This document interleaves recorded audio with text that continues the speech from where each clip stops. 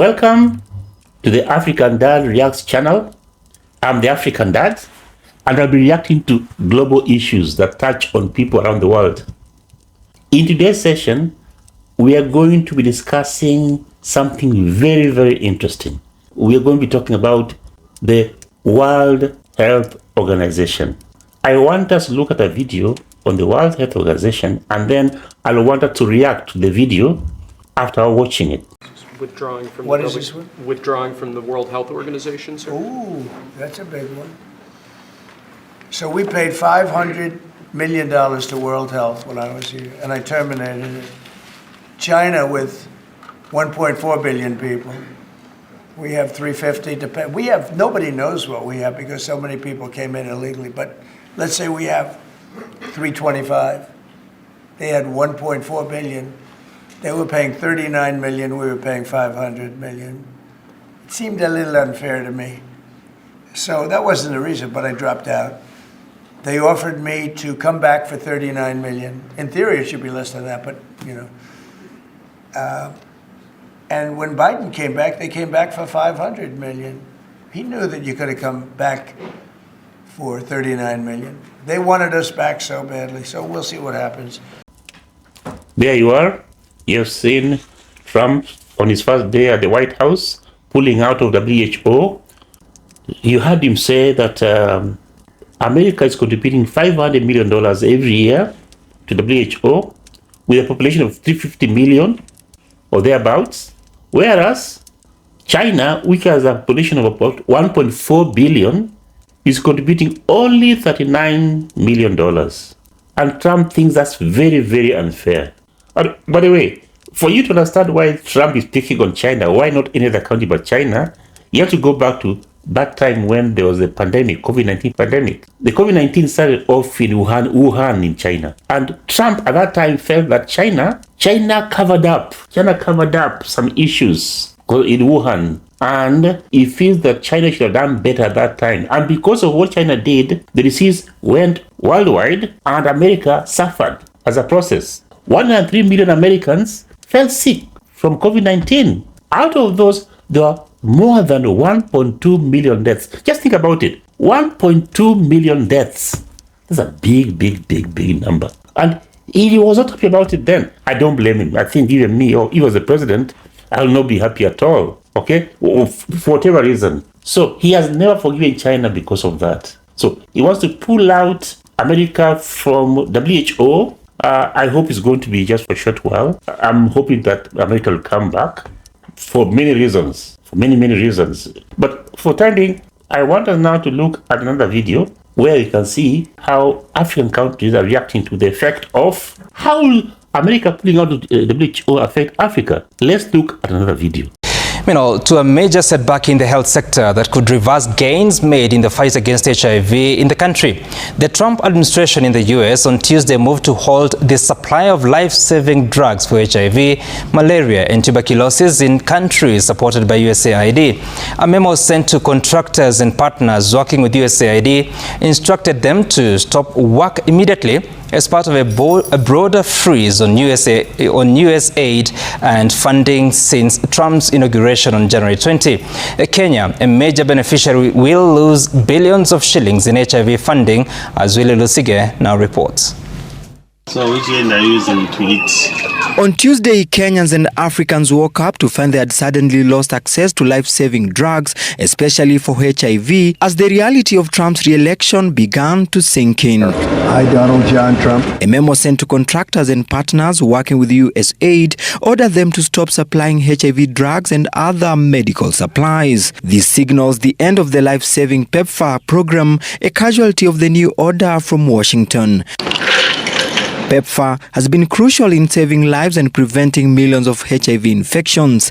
In Kenya alone, it funds projects focused in reducing HIV infections and providing inclusive access to treatment, from testing to management and treatment of HIV/AIDS. The President's Emergency Plan for AIDS Relief, PEPFAR, pumped 43 billion shillings from October 2024 to September 2025 in Kenya. The cut in funding, according to stakeholders in the health sector, could disrupt HIV treatment, putting patients at risk of getting sick and spreading the virus. It could also lead to the emergence of drug-resistant strains. While the impact is significant not just for Kenya but for other African countries, the Kenya government has urged citizens to stay calm, stating that in December 2024, Kenya began transitioning to alternative funding sources for HIV management. Health CS Deborah Mulongo Baraza says the government is exploring alternative funding after the US withdrew from WHO and stopped HIV-related aid. I have tasked the various state departments, the various programs and directors that have been involved or that will be affected by this, so that we can be able to map out and look at the impact. Speaking in Mombasa, the East African Health Summit, CS Mulongo affirmed that the government is mapping out areas most affected by Trump's executive order, urging that Africa must build resilient health systems. This will come up with a concrete way forward in terms of interventions. USAID and Kenya have worked together since 2003 under the PEPFAR program, providing HIV testing kits, medicines, and medical supplies. The partnership has helped prevent approximately 270,000 HIV-related deaths and 26 million other globally. Willie Lusige, Citizen TV. Interesting indeed. You have seen that video from Kenya talking about the effects of Trump withdrawing from WHO. Now, WHO is so important in the world, but especially in Africa. WHO is important in Africa. Why? Because it helps in the diagnosis, the treatment and management of a number of ailments, including malaria, which is prevalent in Africa in a big way, HIV, AIDS, which, as you all know, Africa is the one that has bear the brunt of HIV/AIDS since the time when it came to Africa in, I think, late 1980s. There are also other diseases like things like yellow fever, polio, and Ebola. They feared Ebola, the Ebola disease. Let's talk about HIV/AIDS first. HIV/AIDS killed millions of Africans in the 1990s. And President George Bush in 2003 came up, I think he felt like there's so much suffering in Africa. And I like that man. He came up with something called PEPFAR, Presidential, I think, is it Presidential Emergency Plan for AIDS Relief or something like that. And President Bush instituted the PEPFAR program, which helped helping Africa all these years. And the number of deaths from AIDS in Africa fell drastically after America came in to help Africa. So now we find that many Africans are able to manage AIDS. They get almost free medication from hospitals because of PEPFAR, because of America. But now Trump has said no more. Trump has pulled out from WHO. So all the monies that America are giving out to African countries to support medical programs, like, for example, in the treatment of HIV, is all out. Secondly, a disease like Ebola. Ebola is a disease that has been seen in very few countries in Africa. But when it comes up, it's a big deal. Why? Because it's like there's no proper treatment for Ebola, and it's a pandemic. When it is a country, the death rate from Ebola is like so high, over 80%, 80-90% mortality rate. That is, if you have 100 people contracting Ebola, about between 80-90 of them are going to die. You are sure they're going to die. A very high mortality rate. Okay, so you find American money that was used in the WHO was able to help contain those kind of diseases, was able to help treatment of those kind of diseases. If America pulls out, like now President Trump has pulled out of WHO, where are Africans going to get money to replace the American funds? Let's look at another video. I saw some people the other day crying, oh, I don't know, Trump has removed money. He said he's not giving us any more money. Watu wanalia. Why are you crying? It's not your government, it's not your country.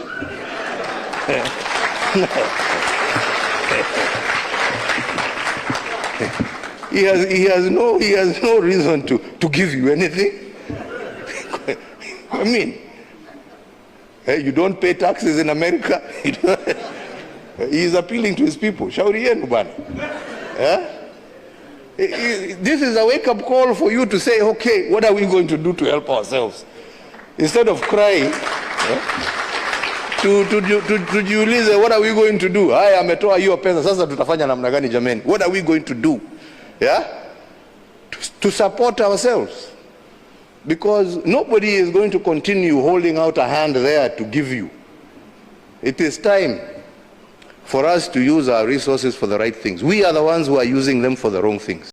There you are. That was former President Uhuru Kenyatta. Uhuru Kenyatta was commenting on President Trump pulling out of WHO. I agree with him totally, because I'm thankful that America has been supporting the rest of the world for all these years, and Africa in particular for all these years. But now they've said, no, enough is enough. We are going to pull out and reassess the situation. So President Uhuru is saying, thank you for what we've been doing all this time, but it is upon ourselves as Africans to see to it that our African citizenry are getting the best from us. So how can we improve? How can we plug in money from elsewhere to just take care of the things that the American money was taking care of? I've got a few suggestions. Number one, if I talk about African governments, Pan-African, there are lots of things that we do as African governments where there's so much spent on things that don't really help people. If I talk about some countries, I'm not going to mention any country in particular, but there you find that governments have got a lot of traveling involved. Government ministers or cabinet secretaries, you find that they travel a lot outside the country. They move a lot, spending so much money on non-essential items. So many foreign trips. I think some of these trips that are made that are not beneficial to the citizenry can be reduced. That's number one. Number two, there's a lot of corruption in Africa. I think basically in almost all African countries, there's a lot of corruption. If you were to find ways of reducing corruption in African countries, and use the money wisely to help the citizenry, I think we'll go a long way in filling up the monies that have been removed by President Trump. By the way, Africa is a rich continent. Africa is rich. We have got minerals all over. That's why the Western countries are always fighting to come to Africa. This is not because they love Africa, but think of it. Think of Zaire now. Not Zaire, but think of Congo, Republic of Congo. Democratic Republic of Congo is mineral rich. They have everything. Throw a stone anywhere you find minerals. But the minerals have not been helping people there. Now, it's not just Congo. Many African countries are rich in minerals. But these minerals have not been used for the benefit of Africans. People from different countries come to Africa, mine those minerals, and take them to their own countries. We don't see much. We don't see enough benefits from the minerals that are mined from Africa. We should find ways of getting money to improve African health systems. Now, what is your take? What do you think about Trump pulling out of WHO? How is it going to affect your country? How is it going to affect especially Africa? How should Africans respond? How should African governments respond? What is your take on this?